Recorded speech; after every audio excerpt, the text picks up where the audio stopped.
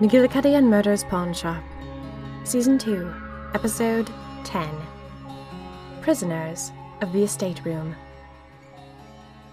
October 6th, 1921, continued. I squatted on the floor and looked down. I wasn't wrong. A trapdoor was there, hidden in the curvature of the wood. I could feel cool air wafting up. Something was below this. Of course, there were several things it could be. A tomb, a pantry, a secret stash of booze, although this was the 1850s and alcohol hadn't been illegal back then. It could be the hiding spot of a few neighborhood tomboys. It could be an amphitheater for grisly sock puppets. It could be an underground lake full of zombies or pirate corpses. It could be a pagan ritual site for leprechauns. But I knew it wasn't any of those things. I felt fairly certain it was a secret basement entrance to a group of people from the 1920s called Magic Unusuals, who all had eyes that glowed in the dark.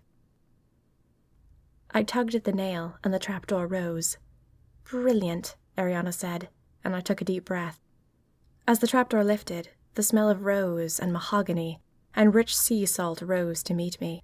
It smelled like an old mansion, built on a sea cliff. I took a deep breath, shut my eyes, and opened the trapdoor the rest of the way.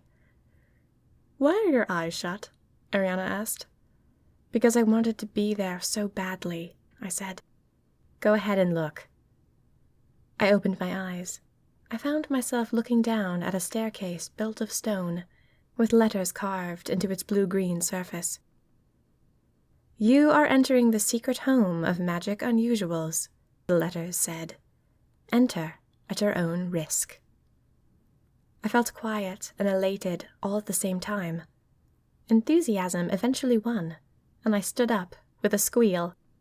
"You go down first," I said, "just ahead of me." "Why?" Ariana said, in a slightly sour tone. She knew why. She just wanted to hear me say it. "So you can't run back to the night enthusiasts," I said, "and trade this information for your life." Ariana exhaled, and she went down ahead of me. I sort of wished I didn't have to follow her. It was my first time seeing the place, and I wanted to soak up the experience by going first. But I followed Ariana down the staircase. The further down we went, the darker it became. There were no lights at the bottom. To top it off, I'd shut the trapdoor on my descent, and we could barely see. Then, all of a sudden, in the darkness, we heard laughter. It wasn't eerie, right beside you in the darkness laughter. It was muffled, coming from one room away. My head shot towards the sound. It sounded natural, homey. The fact that someone was laughing, and we were out here in the dark, made me feel bad. They had no idea we were coming. They were going to panic. Ariana looked over at me, and her eyes glowed bright blue. My stomach clenched at the sight. I felt like I was hiding in the shadows with a wraith. "Where's the door?" Ariana whispered. And then I just decided to jump in with both feet. "Hello," I called. "It's Melinda Maudie Merkel. I'm a Magic Unusual, and I come in peace." Bam! We heard a single loud noise in the other room, and then everything went completely silent. I held my breath. 3 seconds of silence ticked before Ariana hissed, "What did you do?" I looked around. I couldn't see a thing. There seemed to be even less light than before, if that were possible.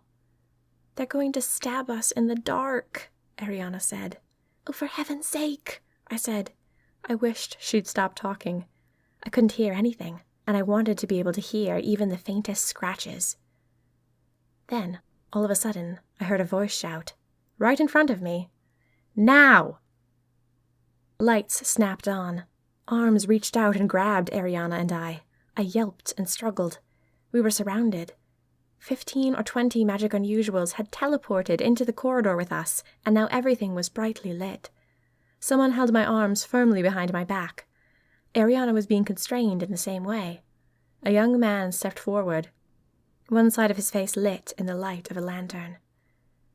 "What did you say your name was?" he said. He stared right at me, boring into me with his eyes. I stared right back. Melinda Maudie Merkel, I said. Some of the tension in the room diffused. What, the murderer? A girl said, cheerfully. Oh, Maud, the young man said. All right, I know who you are. Noble James was... There was an awkward pause. Never mind Noble James, a girl said.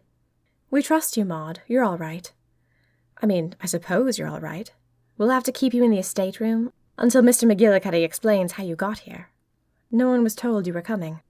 I may have sneaked in, I said. I figured out how to find the entrance on my own. A few of them cast me suspicious glances. Estate room, then, I think, the young man said. I'm sorry, Maud, but we just can't be too careful. You understand. I do, I said. There was another awkward silence, during which every pair of eyes slid slowly onto Ariana. And who is this? The young man said. Ah, I said. That is a night enthusiast. Whoever was holding my arms behind my back tightened their grip. Some of the magic unusuals hissed and gasped. Ariana didn't help matters much. She glared at all of them like a tiger. Put them in the estate room, the young man said. Now, and blindfold the night enthusiast for God's sake. Should we blindfold her too? Said a girl's voice from behind me. The young man looked at me, eyes sharp. You know what? Yes. Get out a blindfold. Someone handed the young man a handkerchief, and he stepped up to me. He placed the blindfold over my eyes.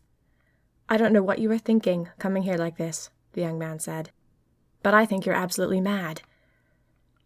With a sharp tug, he knotted the blindfold, and I could no longer see.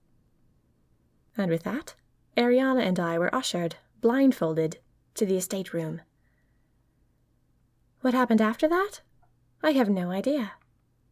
Well, I know that they removed our blindfolds and locked us in here.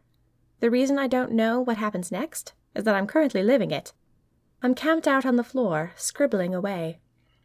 Ariana is pacing like a tiger in front of me, and it's driving me absolutely batty. I've caught you up, diary, but I have no idea what happens next. The estate room is very interesting. I haven't seen any other part of this underground lair, but I like the look of this room. It's got rich, deep green wallpaper. There's a dark, gleaming table in the center of the room, and high bookshelves. The bookshelves are inlaid with mirrors. It smells like old carpet and moss and cedar. They've left us water in a crystal pitcher and 2 crystal goblets. There's no food, so at least they aren't planning on leaving us in here overnight. I do wonder what Mr. McGillicuddy is going to do with me when he finds us here.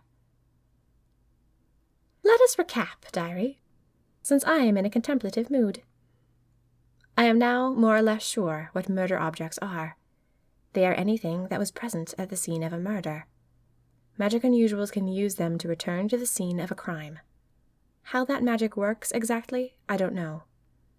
Timelines are also complicated. Ariana tried to explain it to me, but I don't know if it will ever make complete sense. It's too much to wrap the human noggin around. When someone uses a murder object for the first time, time unlocks and starts moving forward inside the murder object. Time has been progressing inside this secret basement for years. When we arrive now, it's years after the murder was first committed, because magic unusuals have been inside the murder object, moving time forward. It seems a bit daunting to understand, but Ariana says you get used to it. Murder objects. They are fascinating. McGillicuddy and Murder's pawn shop is filled from floor to ceiling with them. No wonder the place gave me such a beautiful, whimsical feeling. Every object in it was an object of power, with a story, with a sadness. Wrath is still at large. I wonder if he accepted the Ariana trade. She's gone now. So did he say no to the trade after all? It's hard to murder a girl who's missing, so it hardly seems like a fair wager. Is her life in danger? Or has Wrath forgotten all about us? Who are these people? These pawn shop magic unusuals who locked Ariana and I up? And can we ever be friends?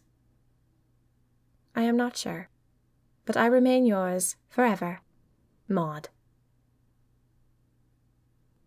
We hope you've enjoyed Season 2, Episode 10, Prisoners of the Estate Room, of McGillicuddy and Murder's Pawn Shop.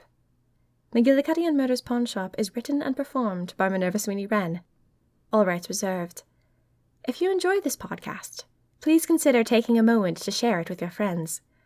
A social media share, Facebook tag, or in-person recommendation do more to market this audio drama than anything Minerva Sweeney Wren can do on her own. She relies on you. Visit minervasweeneywren.com to share this story with other people in need of an adventure. McGillicuddy and Murder's Pawn Shop will continue with Season 2, Episode 11, Questions and Plans.